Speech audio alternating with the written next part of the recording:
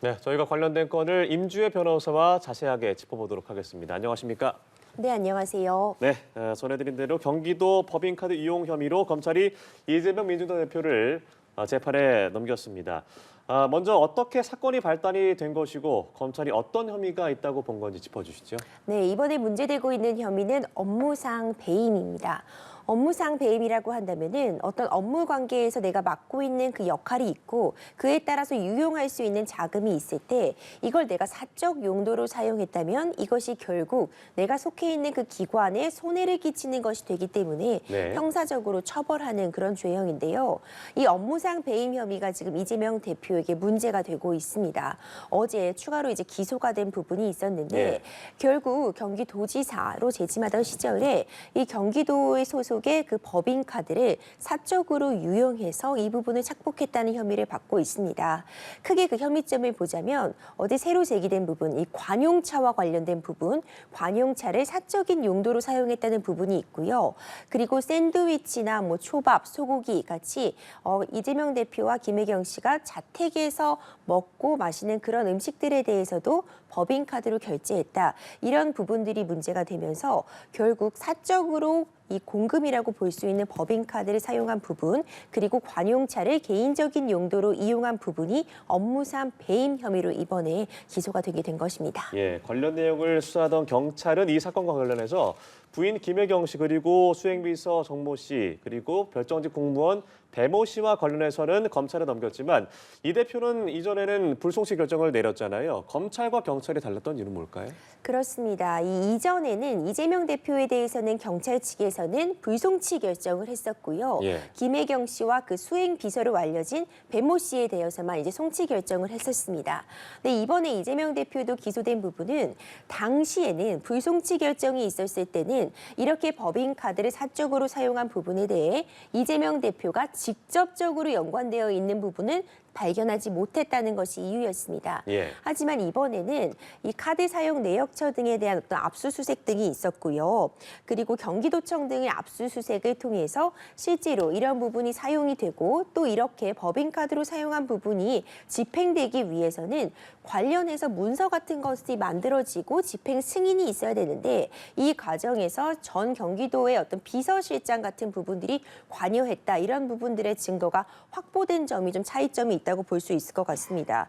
그렇기 때문에 당시 2022년도에서 경찰은 이재명 대표의 어떤 연관성, 이런 법인카드 사적 유효 사실을 이재명 대표까지는 알 수 없었다고 보았지만 이번에는 충분히 이런 부분들을 인지하고 있고 그 액수 동안 입증이 가능한 부분만 최소 1억 원이 넘는다. 이렇게 입장을 펴고 있기 때문에 네. 그때와 지금 결론이 달라졌다고 볼 수 있을 것 같고요.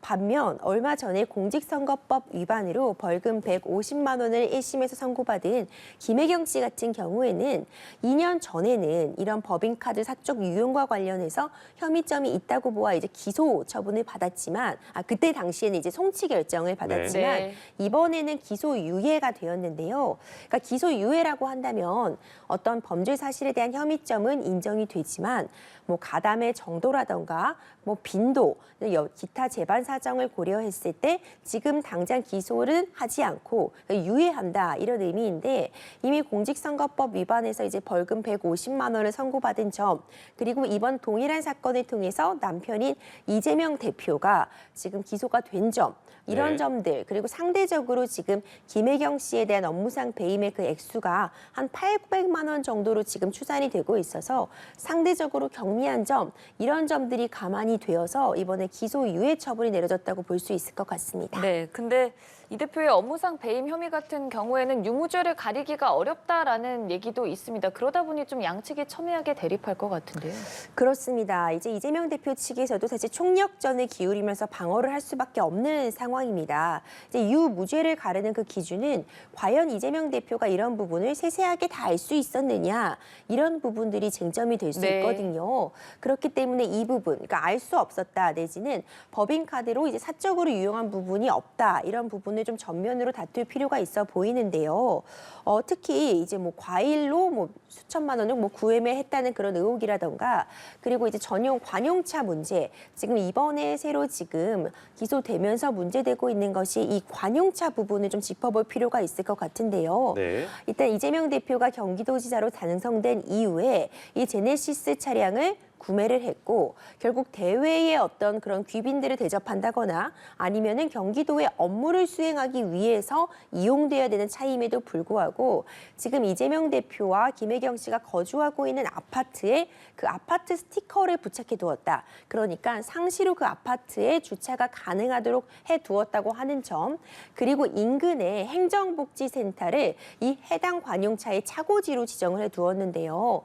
원래 관용차는 이용하고 난 다음에는 다시 이제 경기도청으로 돌아가야 되는데 이런 부분의 불편을 피하고자 집 근처를 차고지로 설정을 해 둠으로써 반환도 할 필요가 없게 해두었다. 이런 점들이 문제가 되고 있고 한 가지 더 이제 관용차는 누구나 이제 신청을 하면은 배차를 받을 수 있는데 다른 사람이 쓰지 못하게 하기 위해서 비서실에서 상시 배차를 해두었다. 이런 점들이 어제 또 추가로 확인이 되었거든요. 그러니까 네. 이재명 대표 측에서는 이런 부분, 관용차에 대한 사적 유용 부분으로 최소 이 기간의 렌트비나 주유비, 과태료비를 통해서 6천만 원 상당의 어떤 배임 혐의가 있다고 지금 받고 있기 때문에 이런 부분을 반박하기 위해서는 이것이 사적인 용도가 아니었다는 부분을 입증해야 되기 때문에 이 부분이 또 유무죄를 가르는 굉장히 중요한 쟁점이 될 수 있을 것 같습니다. 네, 이재명 대표는 어제 있었던 추가 기소에 대해서 아직까지는 별다른 입장을 밝히지 않고 있는데 그동안은 이 법인카드 사용을 지시한 적이 없다라는 입장을 밝혀왔거든요.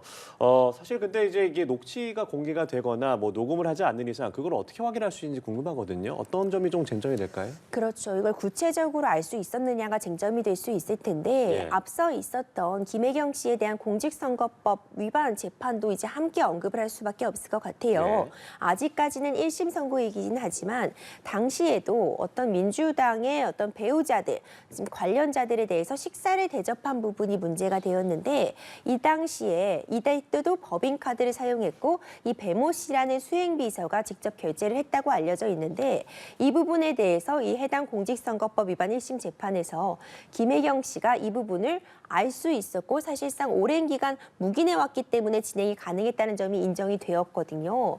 아마 이번 이제 업무상 배임 재판에서도 이런 부분 실제로 사모님 팀이라는 것이 존재를 했고 개인적인 김혜경 씨의 업무를 보기 위해 수행 인원이라던가 관용차가 이용되었다는 부분들이 지금 검찰 측에서는 주장을 하고 있기 네. 때문에 예. 아마도 이제 이런 혐의에 따라서 이렇게 조직적으로 반복적으로 이런 일이 이루어지려면은 결국 묵인 내지는 용인이 있어야 가능했다. 이런 부분을 검찰 측에서는 입증하는 데 주력을 하지 않을까 싶고 예. 반대로 이재명 대표 측은 이것이 본인의 지시나 이런 직접적인 어떤 관여를 찾을 수 없다. 이렇게 좀 차단을 하려는 그런 시도를 계속 할 것으로 예측이 가능합니다. 네, 그런 이 업무상 배임 혐의와 관련해서는 양형 기준이 어떻게 된다고 볼 수 있을까요? 그렇죠. 이 양형 기준 이야기가 굉장히 중요할 것 예. 같아요. 업무상 배임은 기본적으로 그 배임의 액수에 따라서 양형이 좀 차이가 날 수 있거든요. 예.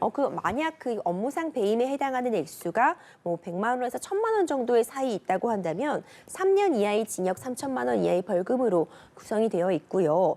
만약 3천만 원에서 1억 상당이려면 7년 이하의 징역 그리고 100만 원에서 3천만 원까지의 벌금으로 되어 있는데 1억 이상이라고 한다면 10년 이하의 징역까지도 가능한 상황이긴 합니다. 그리고 최근에 사실 업무상 배임 관련해서 여러 가지 그런 사례들이나 판례들이 네. 축적이 되어 있었는데 이제 2년 동안 280만 원 정도 그러니까 법인카드를 사적으로 유용한 그런 사례의 경우에 벌금형이 나오기도 했었고요. 네. 그런데 또 최근에 있었던 1심인데 교회의 헌금을 뭐 3억 6천만 원 상당 가로챈 그런 목사에 대해서 1심에서 징역 1년 6월에 또 실형이 나오기도 했거든요. 결국 이 액수도 굉장히 중요할 것이고 그 빈도나 가담의 정도 이런 부분에 따라서 양형은 차이가 날 수 있기 때문에 결국 이번 업무상 배임 사건 같은 경우에도 양형 기준도 매우 중요하겠지만 얼마나 이재명 대표의 어떤 혐의점, 관여도를 입증할 수 있느냐 그리고 이 업무상 배임의 액수 그 액수나 그 정도를 재판부에서 어디까지 받아들일 것이냐 이런 부분들이 굉장히 양형을 결정하는 데 있어서 주요 인자가 될 것 같습니다. 네, 그리고 이 대표는 당장 다음 주 월요일에도 위증교사 재판 1심 선고가 예정돼 있습니다. 이 사건의 쟁점은 어떤 부분들이 있을까요? 그렇죠. 당장 다음 주 월요일에 위증교사 재판 1심 선고가 있습니다. 이 위증교사 재판 같은 경우에는요, 이 이재명 대표가 예전에 이제 검사를 사칭해서 문제됐던 적이 있습니다. 당시 2004년도에 이 검사 사칭 부분으로 벌금형을 선고가 받았는데 2018년도 이제 경기도지사 선거 당시에 이 검사 사칭에 대한 부분이 어떤 모략에 의한 것이다, 함정에 빠진 것이다, 이제 이런 표현을 함으로써 또 허위 사실 공표가 문제가 됐던 적이 있었습니다. 네. 당시에 이 성남시장에 대해서 이제 비서를 하고 있었던 김진성 씨에 대해서 이재명 대표가 서너 차례 전화를 해서 이 허위 사실 공표 재판과 관련해서 본인에게 유리한 증언을 해달라고 했다는 혐의를 받고 있는 건데, 그래서 결국 위증을 교사했다는 혐의를 받고 있습니다. 이제 이와 관련해서 사실 이 통화 내역들이 공개가 되어 있어서 그 얘기를 보자면은 이재명 대표 측에서는 이것이 이 통화 내역 중에 본인에게 불리한 부분만 짜집기를 해서 기소된 것이다. 이 위증을 교사한 적이 없고 단순히 기억나는 대로 말하라는 취지였다. 이렇게 위증교사 혐의에 대해서 전면적으로 무죄를 주장하고 있고요. 반면 검찰에서는 이미 사퇴를 한 상태라 제대로 기억이 나지 않는다는 김진성 씨에 대해서 그렇다면은 들었다고 얘기해주면 좋겠다, 이런 식으로 구체적으로 지시한 바가 있기 때문에 이것은 위증교사에 해당한다. 그리고 또 김진성 씨가 결정적으로 본인의 위증 사실을 또 자백한 부분이 있어서 지금 굉장히 입장이 첨예하고 대립하고 있는데, 검찰에서 지금 징역 3년을 구형한 상태입니다. 예. 앞서 있었던 그런 재판들에 비해서도 구형이 높은 상황이기 때문에 해당 재판에서의 결과, 1심 선고 결과도 굉장히 지금 귀추가 주목되고 있는 상황입니다. 네, 당초 지난주에 있었던 공직선거법 1심 선고가 구형이 징역 2년이 나왔는데 징역 1년에 집행유예 2년이 나왔습니다. 그렇죠. 그래서 위증교사가 당초에는 더 엄중하게 나올 것이다라는 전망들이 있었잖아요. 이번엔 어떻게 될 것으로 좀 보세요? 그렇죠. 앞서 지금 앵커님께서 지적해 주신 것처럼 이전 공직선거법 위반에서도 구형이 2년이었는데 그 절반인 징역 1년에 집행유예 2년이 나왔습니다. 예. 앞서 있었던 김혜경 씨 재판 같은 경우에도 구형이 벌금 300만 원이었는데 실제로 1심에서는 150만 원이 선고되었기 때문에 적어도 구형의 절반 정도 나올 수 있는 거 아니냐, 이런 이야기들 네. 나오고 있거든요. 물론 검찰의 구형은 어디까지나 구형이기 때문에 이것이 어떤 1심 재판 선고 결과에 영향을 끼치는 것은 아닙니다. 다만 지금 위증교사라는 것이 더 중한 형으로 처벌이 가능한 범죄라는 점에서 만약 유죄가 인정이 된다고 한다면은 사실상 이전에 있었던 공직선거법 위반 재판보다 훨씬 높은 형량이 나올 수 있는 부분은 맞고요. 그렇기 때문에 이재명 대표의 입장에서는 이 위증교사 혐의에 대해서 무죄, 그러니까 위증을 교사한 것이 아니라는 점을 반드시 입증해야 하는 그런 상황에 놓여 있다고 볼 수 있을 것 같고, 이것은 선거법과 관련된 그런 범죄는 아니기 때문에 금고 이상의 형이 선고가 되면 의원직이 상실되는 그런 상황입니다. 그렇기 때문에 과연 금고 이상의 형이 선고가 될지, 이 부분이 굉장히 주목을 받고 있습니다. 네, 지난번 선거법 위반 재판 당시에 법원이 생중계를 좀 불허했는데 이번에도 비슷하게 판결을 내릴까요? 그렇죠. 사실 1심 선고가 생중계가 되는 것은 이례적이라고 볼 수 있습니다. 네. 그럼에도 불구하고 어떤 국민들의 알 권리 측면에서 필요하다면 이 생중계가 인정이 될 수 있겠지만, 이번 사안 같은 경우에도 앞서 있었던 이 선거법 위반 사건에서 생중계가 불허됐듯이 아직까지는 확인이 안 되고 있지만 네. 이 위증교사 재판도 이 생중계는 불허될 가능성이 있다고 좀 점쳐지고 있고요. 다만 그럼에도 불구하고 어떤 상세하게 그 내용들은 또 금방 전해질 수 있기 때문에 생중계가 불허되더라도 재판 내용은 또 상세하게 또 전해드릴 수 있을 것 같습니다. 네, 이 대표는 관련해서 항소할 것이라고 예고한 상황인데 결과가 어떻게 달라질 것인지, 또 대법 판결까지 언제가 마무리될지 그런 점도 많이 궁금하실 것 같아요. 그렇죠. 지금 일단 이재명 대표가 받고 있는 혐의들이 굉장히 여러 개가 있습니다. 예. 재판이 이제 5개가 진행될 것이다, 이렇게 얘기가 나오고 있죠. 이제 겨우 공직선거법 위반 하나 나와 있습니다. 예. 이 재판 5개 모두 항소 그리고 상고 통해서 대법원까지 판결까지 갈 수밖에 없는 사안들이라고 보여져요.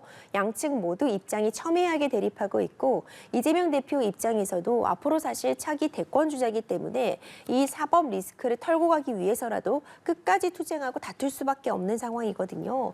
이 시기가 문제일 것 같은데 2027년도에 대선이 있을 예정이고 그 전에 준비 과정을 거치려면 사실상 대법원 판결이 그 전까지 모두 나올 것이냐 이 부분과 관련해서 적어도 공직선거법 위반 사건이나 이번에 이제 위증교사 혐의 그리고 지금 새로 어제 추가 기소된 이 업무상 배임 같은 부분은 이미 어느 정도 자료가 정리되어 있고 1심 판결은 이미 나온 상태라면 이것이 2심 그리고 대법원은 훨씬 더 짧은 시간에 충분히 나올 수 있다고 보이거든요. 이제 원래는 이제 633 법칙이라고 해서 항소심과 이제 대법원은 3개월 안에 판단하라는 그런 가이드가 마련되어 있는 상황이기 때문에 사실상 이 세 가지 재판은 좀 빠르게 진행될 수 있을 거라고 보고 다만 이제 대장동, 백현동 사건 같은 경우에는 워낙 사건이 방대하기 때문에 아직 1심 판결이 언제 선고될지도 모르는 단계이고요.